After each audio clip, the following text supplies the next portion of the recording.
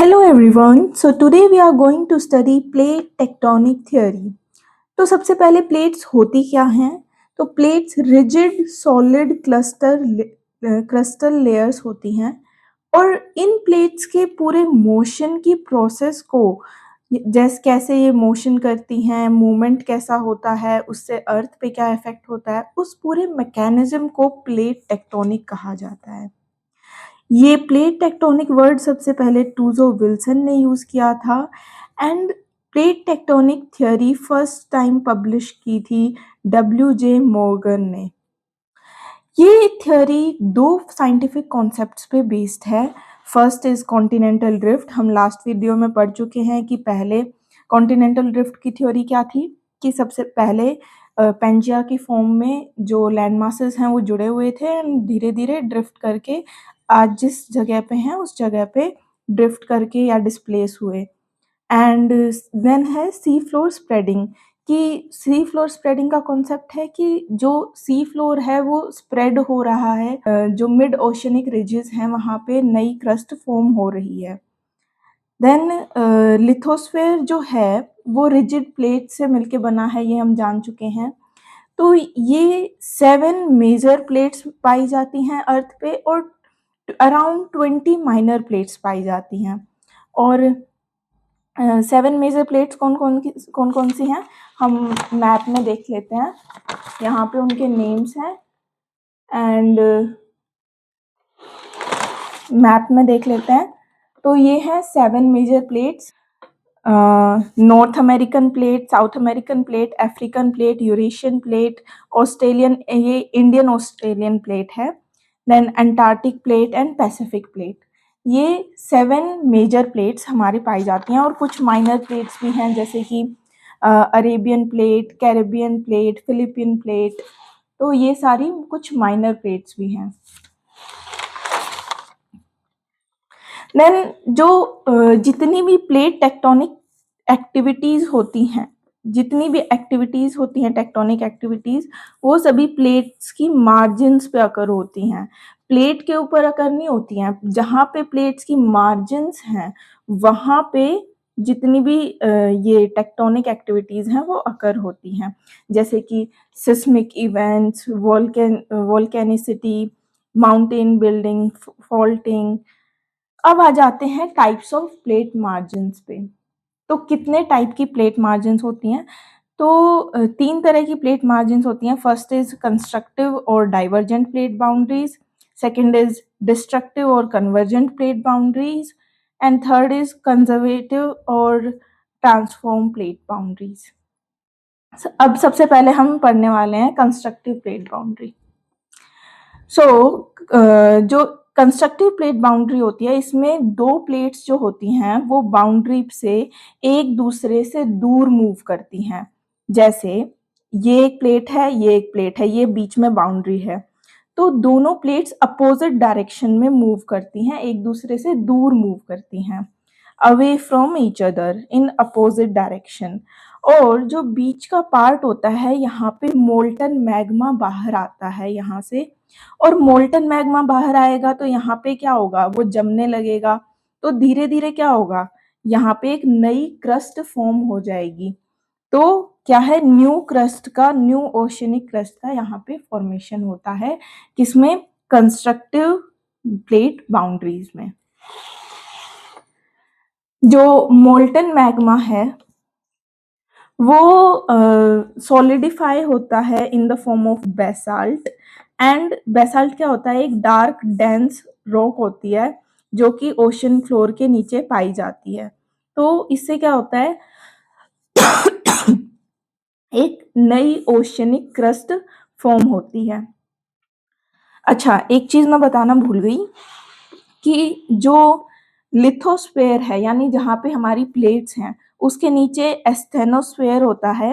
ये मेंटल जो होती है, जैसे कोर, मेंटल और क्रस्ट होते हैं, तो ये मेंटल का ऊपर वाला पार्ट होता है।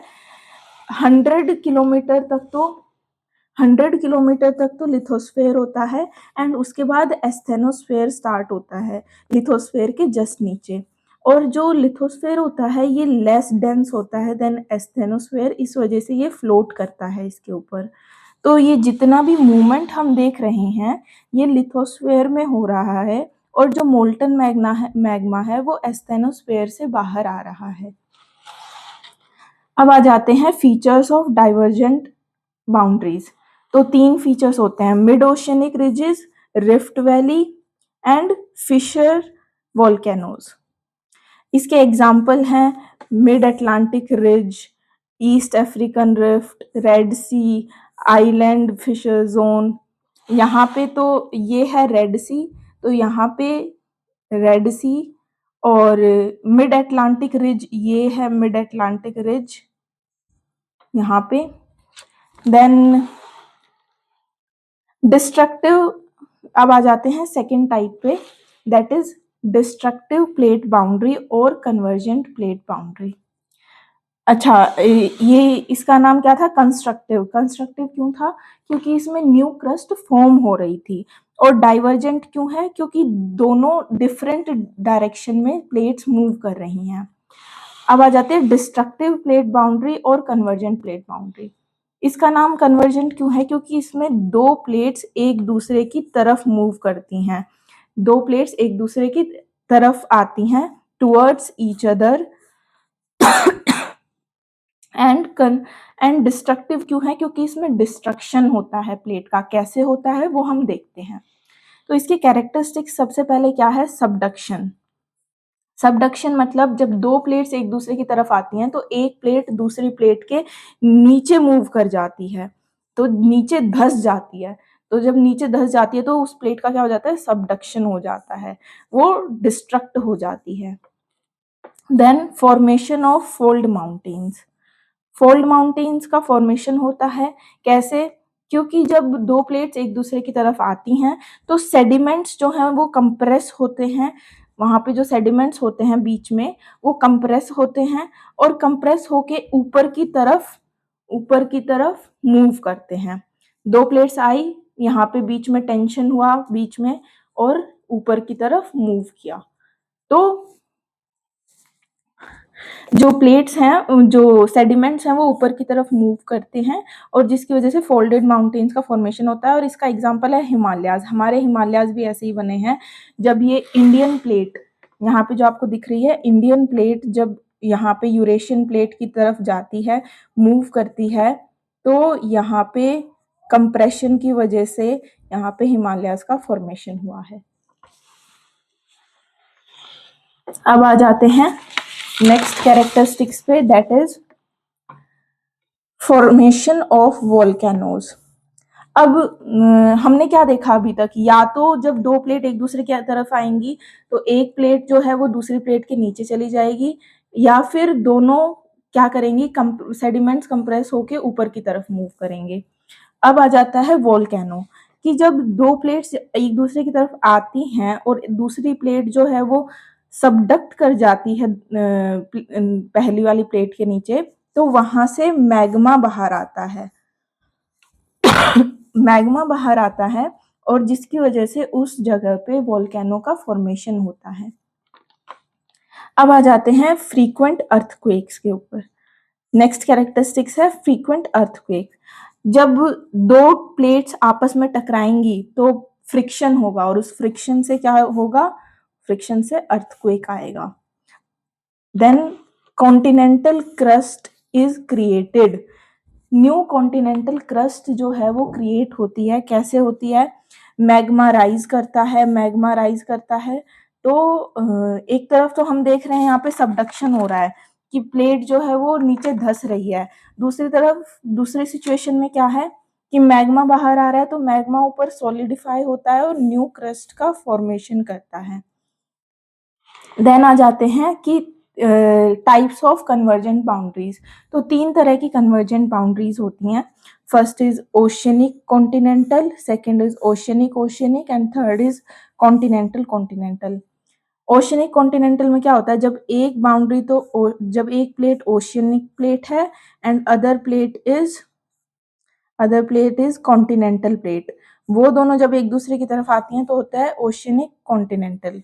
जब दोनों प्लेट जो है वो ओशियनिक होती हैं, ये भी ओशियनिक प्लेट है एंड ये भी ओशियनिक प्लेट है, ये दोनों एक दूसरे की तरफ मूव कर रही हैं तो होती है oceanic convergence, oceanic convergence boundary.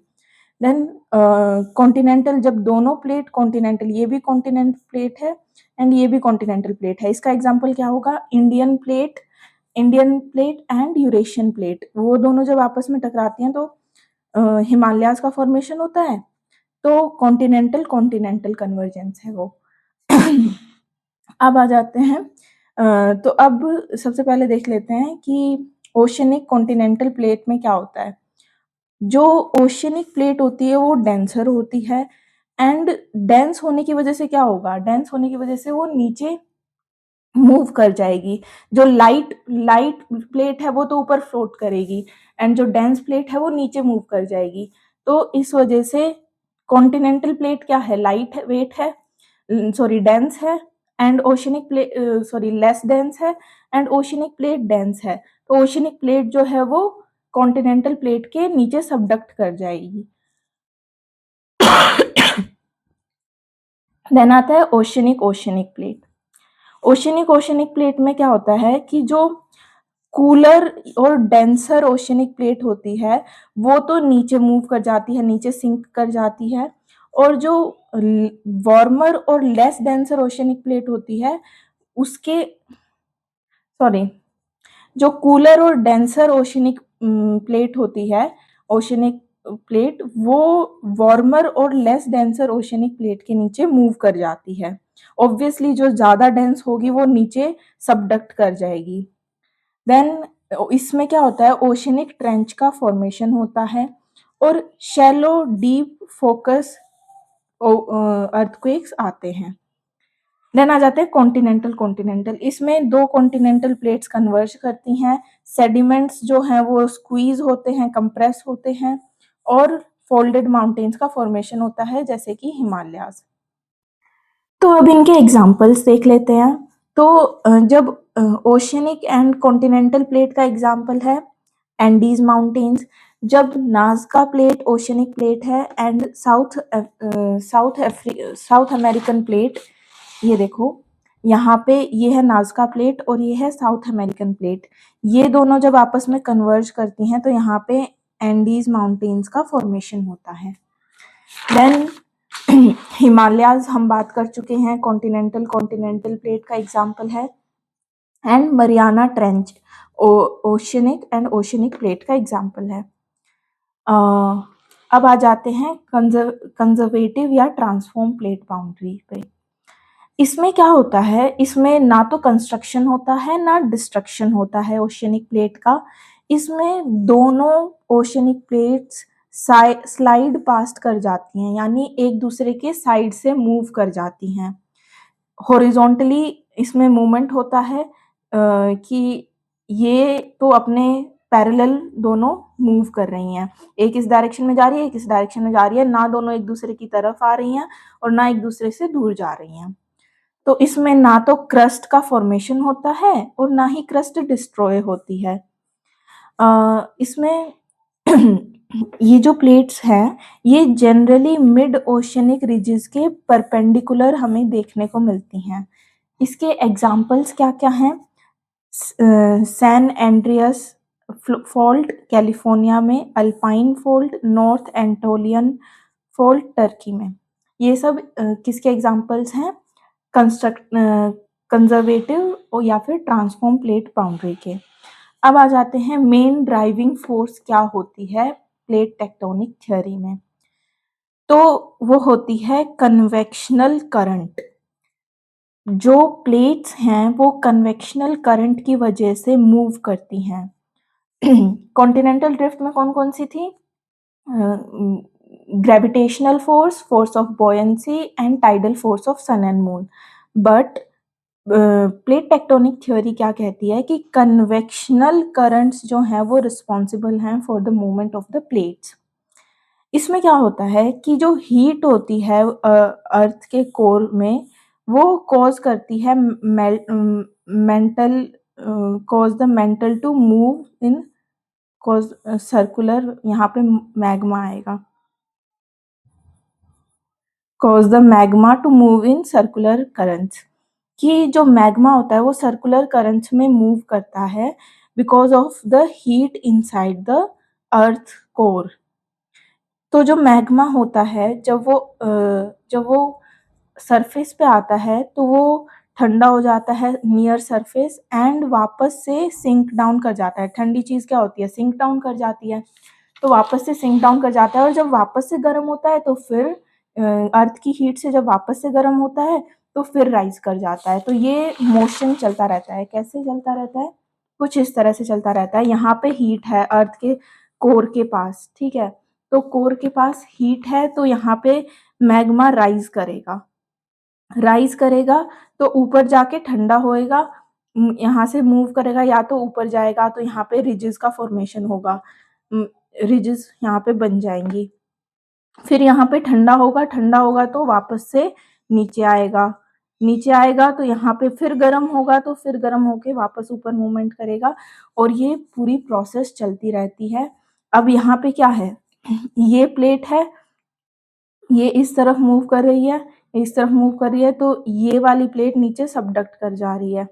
यहाँ पे ट्रेंच का फॉर्मेशन हो रहा है और यहाँ पे रिजेस का फॉर्मेशन हो रहा है। क्यों? क्योंकि मैग्मा जो है वो ऊपर आ रहा है और रिजेस का फॉर्मेशन कर रहा है। देन कौन-कौन से एविडेंस हैं जो प्लेट टेक्टोनिक थ्योरी को सपोर्ट करते हैं? तो first is continental drift, sea floor spreading and palaeomagnetism. तो ये थी हमारी plate tectonic theory. I hope आपको समझ आई होगी एंड थैंक यू।